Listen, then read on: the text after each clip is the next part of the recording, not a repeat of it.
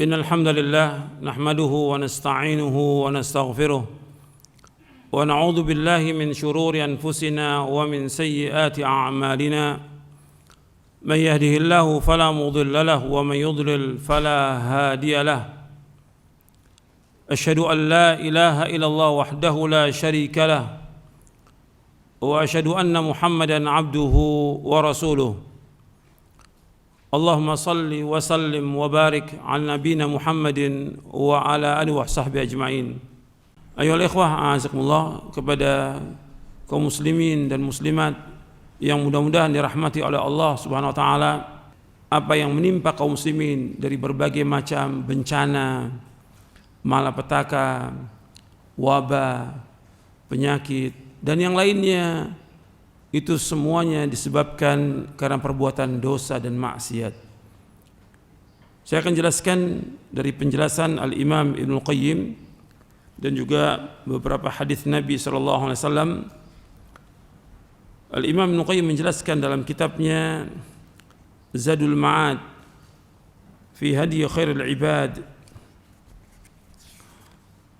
di juz yang keempat. Beliau menjelaskan tentang adanya bencana malapetaka. Kalau kita sekarang wabah, itu semuanya tidak lepas daripada perbuatan dosa dan maksiat yang dilakukan oleh manusia. Beliau menjelaskan di dalam kitabnya Zadul Ma'ad fi Hadi Khairul Ibad di juz yang keempat, kata Al-Imam Ibnul Qayyim rahimahullah yang wafat tahun 751 Hijriah, beliau berkata, wa man lahu ma'rifatun bi ahwalil alami wa mabda'ihi ya'rifu anna jami'al fasadi fi jawihi wa nabatihi wa hayawanihi wa ahwali ahlihi hadithun ba'da khalqihi bi asbabin iqtadat huduthahu wa lam tazal a'malu bani adam ومخالفتهم للرسل تحدث لهم من الفساد العام والخاص ما يجلب عليه من الآلام والأمراض والأسقام والطواعين والقحوط والجدوب وسلب بركات الأرض وثمارها ونباتها وسلب منافعها أو نقصانها أمورا متتابعة يتلو بعضها بعضا فإن لم يتسع علمك لهذا فاقتفي بقوله تعالى ظهر الفساد في البر والبحر بما كسبت أيدي الناس ونزل هذه الآية على أحوال العالم وطابق بين الواقع وبينها وأنت ترى كيف تحدث الآفات والعلل كل وقت في الثمار والزرع والحيوان وكيف يحدث من تلك الآفات آفات أخرى متلازمة بعضها آخذ برقاب بعض وكلما أحدث الناس ظلما وفجورا أحدث لهم ربهم تبارك وتعالى من الآفات والعلل في أغذيتهم وفواكههم وأهويتهم ومياههم وأبدانهم وخلقهم وصورهم وأشكالهم وأخلاقهم من النقص والآفات ما هو موجب أعمالهم وظلمهم وفجورهم ولقد كانت الحبوب من الحنطة وغيرها أكبر مما هي اليوم كما كانت البركة فيها أعظم وقد روى الإمام أحمد بإسناده أنه وجد في خزائن بعض بني أمية سورة فيها حنطة أمثال نوى التمر مكتوب عليها هذا كان ينبت أيام العدل وهذه القصة ذكرها في مسنده على أثر حديث رواه وأكثر هذه الأمراض والآفات العامة بقية عذاب أذبت به الأمم السالفة ثم بقيت منها بقية مرصدة لمن بقيت عليه بقية من أعمالهم حكما قسطا وقضاء عدلا وقد أشار النبي صلى الله عليه وسلم إلى هذا بقوله في الطاعون إنه بقية رجز أو عذاب أرسل على بني إسرائيل وكذلك سلط الله سبحانه وتعالى الريح على قوم 7 ليال و8 أيام ثم أبقى في العالم منها بقية في تلك الأيام وفي نذيرها عظة وإبرة. وقد جعل الله سبحانه وتعالى أعمال البر والفاجر مقتضيات لآثارها في هذا العالم اقتضاء لا بد منه، فجعل منع الإحسان والزكاة والصدقة سببا لمنع الغيث من السماء والقحط والجدب، وجعل ظلم المساكين والبخس في المكاييل والموازين وتعدي القوي على الضعيف سببا لجور الملوك والولاة، سببا لجور الملوك والولاة الذين لا يرحمون إن استرحموا ولا يعطفون إن استعطفوا، وهم في الحقيقة أعمال الرعايا ظهرت في صور ولاتهم. فإن الله سبحانه بحكمته وعدله يظهر للناس أعمالهم في قوالب وصور تناسبها، فتارة بقحط وجدب، وتارة بعدو، وتارة بولاة جائرين، وتارة بأمراض عامة، وتارة بهموم وآلام وغموم تحضرها نفوسهم لا ينفكون عنها، وتارة بمنع بركات السماء والأرض عنهم، وتارة بتسليط الشياطين عليهم تؤزهم إلى أسباب العذاب أزا لتحق عليهم الكلمة وليصير كل منهم إلى ما خلق له. والعاقل يسير بصيرته بين أقطار العالم فيشاهده وينظر مواقع عدل الله وحكمته، وحينئذ يتبين له أن الرسل وأتباعهم خاصة على سبيل النجاة، وسائر الخلق على سبيل الهلاك سائرون، وإلى دار البوار صائرون، والله بالغ أمره لا معقب لحكمه ولا راد لأمره وبالله توفيق. Kata Imam Ibnu Qayyim rahimahullah di dalam kitabnya Zadul Ma'ad fi Hadi Khairul Ibad di juz yang keempat, kata beliau rahimahullah, barang siapa yang memiliki pengetahuan tentang kondisi alam semesta dan permulaannya, maka ia akan mengetahui bahwa semua kerusakan di udara, tumbuh-tumbuhan, hewan-hewan, dan keadaan penghuninya terjadi setelah penciptaannya dengan sebab-sebab yang membuat kerusakan itu terjadi.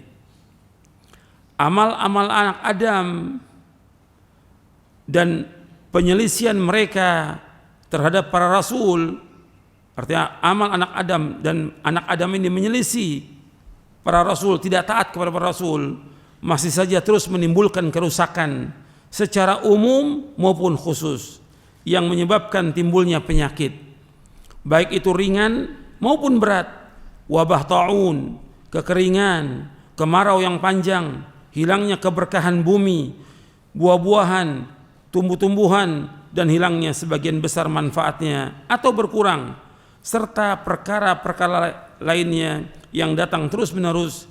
Jikalau pengetahuanmu tidak mampu memuat semua hal ini, maka cukuplah dirimu dengan firman Allah Ta'ala, Dhaharul fasadu fil barri wal bahri bima kasabat aydin nas liyudhiqahum ba'dal ladzi amilu la'allahum yarji'un. Allah berfirman dalam surah Ar-Rum ayat 41, telah tampak kerusakan di daratan dan di lautan disebabkan karena perbuatan tangan-tangan manusia, agar Allah merasakan kepada mereka sebagian dari apa yang mereka perbuat, agar mereka kembali kepada Allah Subhanahu wa taala. Silakan Anda terapkan ayat ini pada kondisi alam semesta, cocokkan antara kenyataan yang terjadi dengannya. Niscaya Anda akan mendapati bagaimana kehancuran dan kerusakan terjadi setiap waktu pada buah-buahan, tanam-tanaman, dan binatang. Juga bagaimana kerusakan tersebut menghasilkan kerusakan-kerusakan lainnya yang datang silih berganti. Setiap kali manusia berbuat kezaliman dan kejahatan, maka Allah akan menimpakan kepada mereka kerusakan dan penyakit pada makanan, buah-buahan, udara, air, badan, rupa, bentuk, dan akhlak mereka. Kekurangan dan kerusakan tersebut timbul akibat perbuatan dosa mereka, akibat kezaliman dan kejahatan mereka. Dahulu biji-bijian gandum dan lainnya lebih besar daripada biji yang ada sekarang ini. Sebagaimana keberkahan di dalamnya pun lebih besar dibandingkan sekarang. Imam Ahmad telah meriwayatkan dengan sanadnya bahwa di dalam gudang penyimpanan sebagian Bani Umayyah terdapat sebuah kantung berisi gandum sebesar biji kurma. Di kantung tadi tertulis, biji-biji ini tumbuh di hari-hari yang penuh dengan keadilan. Kisah ini dibawakan oleh Imam Ahmad rahimahullah dalam musnadnya setelah menyebutkan satu hadis yang ia riwayatkan. Kebanyakan dari penyakit dan kerusakan yang merata tersebut merupakan sisa-sisa dari adab yang Allah timpakan kepada umat-umat terdahulu. Kemudian sisa-sisa adab tersebut mengintai orang-orang yang melakukan perbuatan serupa dengan umat-umat terdahulu. Sebagian hukum dan keputusan yang adil dari Allah Subhanahu wa taala. Nabi SAW telah mengisyaratkan hal ini ketika beliau membicarakan penyakit ta'un, innahu baqiyatu rijzin aw adzabin ursila ala bani Israil. Penyakit ta'un merupakan sisa azab yang ditimpakan kepada Bani Israel. Hadis ini sahih riwayat Bukhari, Muslim dan Ahmad dari hadis Usamah bin Zaid radhiyallahu an. Demikian pula Allah SWT menimpakan angin yang kencang kepada satu kaum selama 7 malam 8 hari. Kemudian Allah sisakan angin tersebut di alam semesta sebagai pelajaran. Allah telah menjadikan amal-amal baik maupun buruk memiliki akibat yang pasti di alam semesta ini. Allah menjadikan perbuatan mencegah kebaikan, perbuatan manusia mencegah kebaikan, tidak mau sedekah, tidak mau mengeluarkan zakat dan sebagainya sebagai sebab tercegahnya hujan turun dari langit. Kekeringan dan kegersangan, Allah menjadikan perbuatan menzolimi orang miskin, berbuat curang dalam takaran dan timbangan, dan penganiayaan terhadap orang yang lemah sebagai sebab kezoliman dan kesewenangan para pemimpin yang mereka tidak memiliki belas kasih dan sayang ketika diminta melakukannya. Artinya kalau orang berbuat zalim kepada orang-orang miskin, curang dalam timbangan dan takaran, begitu juga penganiayaan kepada orang yang lemah, maka perbuatan itu Allah berikan kepada manusia ini kezaliman penguasa, kesewenang-wenangan penguasa yang tidak memiliki belas kasih dan sayang ketika diminta melakukannya. Tipe pemimpin seperti ini pada hakikatnya merupakan cerminan perilaku rakyat yang tampak pada perilaku pemimpin mereka. Sungguh Allah SWT dengan hikmah dan keadilannya menampakkan kepada manusia akibat dari perbuatan mereka dengan cerminan yang sesuai. Terkadang Allah tampakkan dengan kekeringan dan kegersangan, terkadang dengan musuh yang menyerang, terkadang dengan pemimpin yang zalim, terkadang dengan wabah penyakit yang merata. Ini akibat dosa-dosa manusia. Terkadang dengan kesedihan, kegundahan, kesakitan yang tidak lepas dari diri mereka. Terkadang juga dengan mencegah keberkahan langit dan bumi, serta penguasaan setan atas mereka agar mereka terdorong melakukan sebab-sebab datangnya siksa kepada mereka. Itu semua terjadi agar tetap keputusan Allah terhadap mereka dan agar masing-masing kembali menuju takdirnya. Maka hendaknya orang berakal menjalankan penglihatannya ke seluruh penjuru agar ia menyaksikan dan melihat tempat-tempat keadilan Allah dan hikmahnya. Ketika ia sudah melakukannya, maka pada saat itu jelaslah baginya bahwa para rasul dan pengikutnya secara khusus dia berada di atas jalan keselamatan. Semua rasul dan yang mengikuti rasul-rasul semuanya berada di atas jalan keselamatan. Adapun selainnya dari makhluk, dari manusia dan jin yang mereka berjalan di atas jalan kebinasaan. Artinya orang-orang yang tidak mengikuti para rasul, mereka berjalan di atas kebinasaan, berpulang menuju ke tempat kesengsaraan mereka, yaitu neraka. Allah melaksanakan urusannya, tidak ada yang dapat menolak ketetapan dan keputusan Allah. Hanya Allah yang memberikan taufik. Ini penjelasan Al-Imam Ibnu Qayyim. Kalau antum lihat bahwa ini semuanya enggak lepas dari perbuatan dosa dan maksiat, dan Allah menyebutkan demikian. Allah berfirman dalam surah Asy-Syura, surah 42 ayat 30, wa ma asabakum min musibatin fabima kasabat aydikum wa ya'fu an katsir. Dan apa saja musibah menimpa kalian dengan sebab dosa-dosa kalian, dan Allah banyak memaafkan kalian. Banyak Allah maafkan. Kalau seandainya Allah ingin menghancurkan semuanya, Allah hancurkan semuanya. Tapi tidak demikian.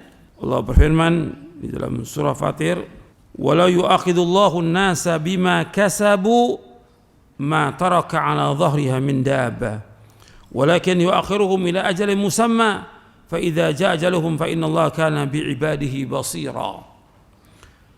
Kalau seandainya Allah mau menghukum dosa manusia, artinya Allah menghukum manusia dengan sebab perbuatan dosa-dosa mereka, maka Allah tidak akan tinggalkan seekor pun dari binatang di muka bumi. Allah habiskan semuanya kalau seandainya Allah mau. Tetapi Allah menangguhkan sampai waktu tertentu. Apabila sudah datang ajal mereka, sesungguhnya Allah Maha melihat keadaan hamba-hambanya. Dalam surah Fatir ayat 45. Surah Fatir surah 35 ayat 45. Dan juga Allah sebutkan dalam surah An-Nahl di ayat 61. Dan mudah-mudahan yang saya sampaikan ini bermanfaat. Wassalamualaikum warahmatullahi wabarakatuh.